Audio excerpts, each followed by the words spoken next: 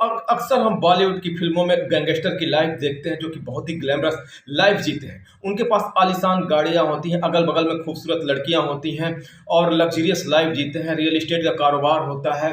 मतलब उनके लाइफ को बहुत ही ग्लोरीफाइड करके दिखाया जाता है, जिससे हम बहुत जल्दी इम्प्रेस हो जाते हैं। लेकिन आज हम गैंगस्टर की लाइफ के बारे में ऐसी ऐसी बातें बताएंगे कि वास्तव में जो बॉलीवुड के गैंगस्टर होते हैं वो रियल गैंगस्टर से किस तरीके से अलग होते हैं और एक गैंगस्टर की लाइफ कैसी होती है। आज हम एक एक चीज उसके बारे में तथ्यों के साथ बात करेंगे। बात शुरू होती है 1960 के दशक से। यह सिलसिला 1990 के दशक तक चलता है, जिसमें करीम लाला, हाजी मस्तान और दाऊद इब्राहिम जैसे लोग शामिल होते हैं। 1960 के दशक में करीम लाला नाम का एक अफगानिस्तान से आया हुआ व्यक्ति आता है, जिसे अफगानिस्तान में किंग कहा जाता है। वो व्यक्ति जो है 60 से 80 के दशक तक मुंबई पे राज करता है। कहा तो यह भी जाता है कि भरे बाजार में उसने दाऊद इब्राहिम की पिटाई की। वो व्यक्ति हीरे जवाहरात और अन्य वस्तुओं की तस्करी करता था और अचानक एक दिन वो मर जाता है। उसके बाद हाजी मस्तान का दौर शुरू होता है। हाजी मस्तान एक बहुत ही लग्जरियस लाइफ जीता था। कहा जाता है कि जिस कलर का वो शर्ट पहनता था उसी कलर के जूते पहनता था, उसी कलर का उसका टोपी भी होता था।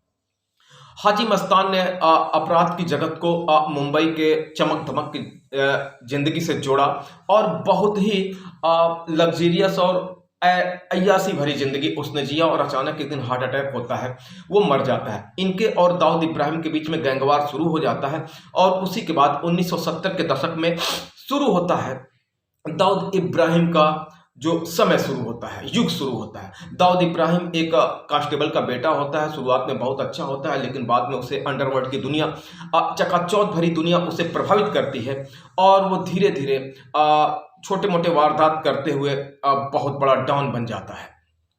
अब दाऊद इब्राहिम की हालत देखें, 1990 प्री 1993 पोस्ट 1993। जब 1993 में मुंबई में बम विस्फोट होता है, लोग मरते हैं, उस समय दाऊद इब्राहिम हिंदुस्तान छोड़ के दुबई भाग जाता है और इस सिलसिले में उसके कई जो इंडियन गैंगस्टर थे, जो हिंदू गैंगस्टर थे, इस घटना के बाद इतने आहत होते हैं कि वो दाऊद इब्राहिम का साथ छोड़ देते हैं, जिसमें छोटा राजन एक बहुत प्रमुख नाम है। ऐसे कई मुस्लिम गैंगस्टर भी थे जो देशभक्त थे, जिन्होंने दाऊद इब्राहिम का साथ छोड़ दिया। आज 68 साल की उम्र में कहा जाए, कई बार ऐसे मीडिया रिपोर्ट आते हैं कि दाऊद इब्राहिम की मौत हो चुकी है, लेकिन अपुष्ट सूत्रों से यह भी कहा जाता है कि दाऊद इब्राहिम कराची के क्लिफ्टन एरिया में वहां के आर्मी के द्वारा नजरबंद करके रखा गया है ताकि उसकी हत्या न कर दी जाए। आज एक और बहुत बड़ा गैंगस्टर लॉरेंस बिश्नोई गैंग चर्चा में है। लॉरेंस बिश्नोई गैंग बाबा सिद्दीकी के बाद बहुत तेज लाइमलाइट में आया है। बाबा सिद्दीकी के मर्डर के बाद, इसके पहले भी सिद्धू मूसेवाला की हत्या हुई। अब लॉरेंस बिश्नोई गैंग, काला जठेड़ी गैंग, टिल्लू ताजपुरिया, बम्बिहा गैंग। अब यहां से आपको गैंगस्टर की लाइफ समझनी हुई, क्या ये वास्तव में एक लग्जरियस लाइफ जीते हैं।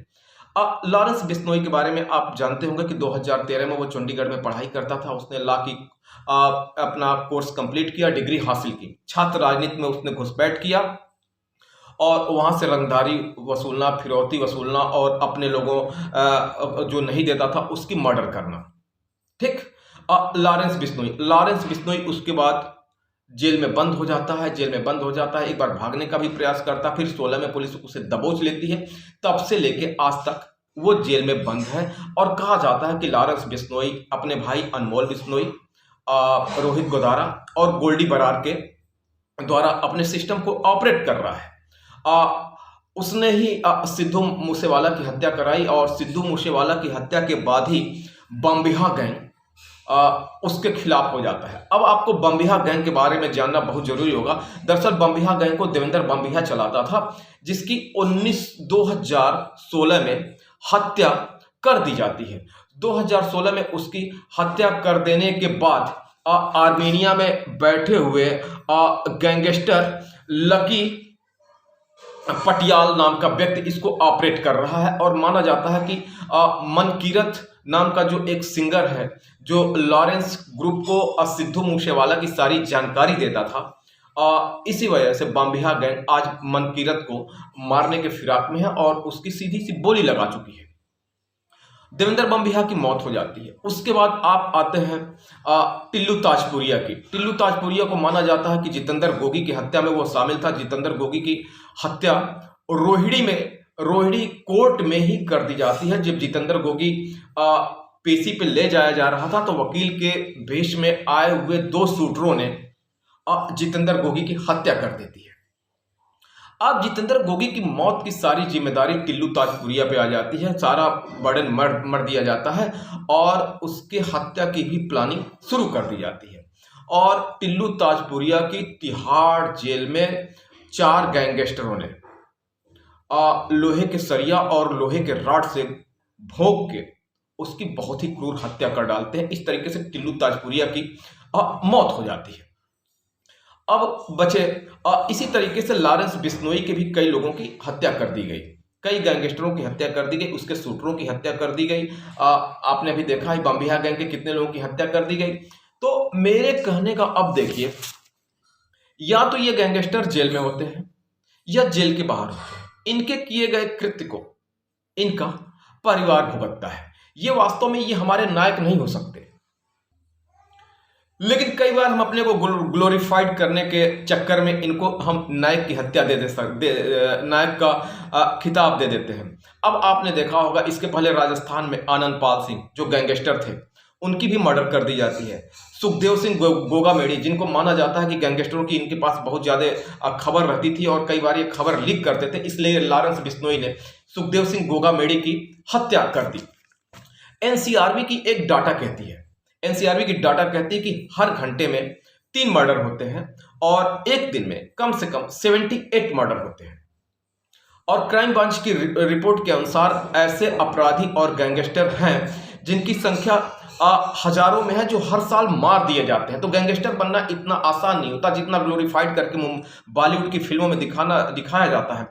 इनकी जिंदगी बहुत ही दिक्कत भरी होती है। कब इनकी हत्या, या तो ये मौत के साए में जीते हैं या तो इनका एनकाउंटर कर दिया जाता है, या फिर जब इनको एकांत के सेल में रखा जाता है जिसको अंडा सेल बोलते हैं, जहां इनको किसी से मिलने नहीं दिया जाता, जुलने नहीं दिया जाता, यहाँ तक कि परिंदा भी पर नहीं मार सकता। अक्सर ये लोनलीनेस यानी अकेलेपन के शिकार हो जाते हैं, जहां ये डिप्रेशन में चले जाते हैं। फिर इनका इलाज होता है, ये नॉर्मल लाइफ में नहीं आ पाते। तो जो गैंगस्टर की हम लाइव देखते हैं, फिरौती 5 करोड़ 10 करोड़, इनका बड़े बड़े कारोबार, ये वास्तव में ये 0.1% होते हैं जो वास्तव में सरवाइव करके वहां तक पहुंचते हैं, या इनका किस्मत कहिए ये बच जाते हैं। ताजा मामला लॉरेंस बिश्नोई वर्सेस सलमान खान का चल रहा है, जिसमें बॉलीवुड भी 2 भागों में बढ़ चुका है। पप्पू यादव को धमकी देने का मामला हो या बड़े बड़े लोग जो लॉरेंस बिश्नोई को पहले धमकाते हैं फिर 2 दिन के बाद पलट जाते हैं। लेकिन वास्तव में लॉरेंस बिश्नोई 10 साल से साबरमती जेल में बंद है और उनकी क्या स्थिति है, क्या मना स्थिति है, ये भगवान ही जाने। मेरा कहने का मतलब यही था कि जो बॉलीवुड की फिल्मों में गैंगस्टर को इतना ग्लोरीफाइड करके दिखाया जाता है जिससे आजकल के युवा प्रभावित हो जाते हैं, वास्तव में जो गैंगस्टर होते हैं उनकी लाइफ बहुत जटिल होती है। हमेशा अपने प्राण को हथेली पे वो लेके चलते हैं, या तो पुलिस उनको मार देती है या तो उनका विरोधी गैंगस्टर ग्रुप ही मार डालता है। तो युवाओं से मेरा यही अपील है, अनुरोध है कि वास्तव में आप गैंगस्टर की लाइफ से बिल्कुल प्रभावित ना हो। आप अपने लाइफ में ऐसे आइकॉन को लेके चलें जो वास्तव में पर्यावरण प्रेमी हो, प्रकृति प्रेमी हो, या किसी विशेष क्षेत्र में उसने बहुत ज़्यादा उन्नति की हो या आर्थिक साम्राज्य स्थापित किया हो अच्छे तरीके से, वो आपका आइकॉन होना चाहिए, ना कि गैंगस्टर होना चाहिए। वीडियो दोस्तों अगर पसंद आए तो इस वीडियो को लाइक करें और सब्सक्राइब करें।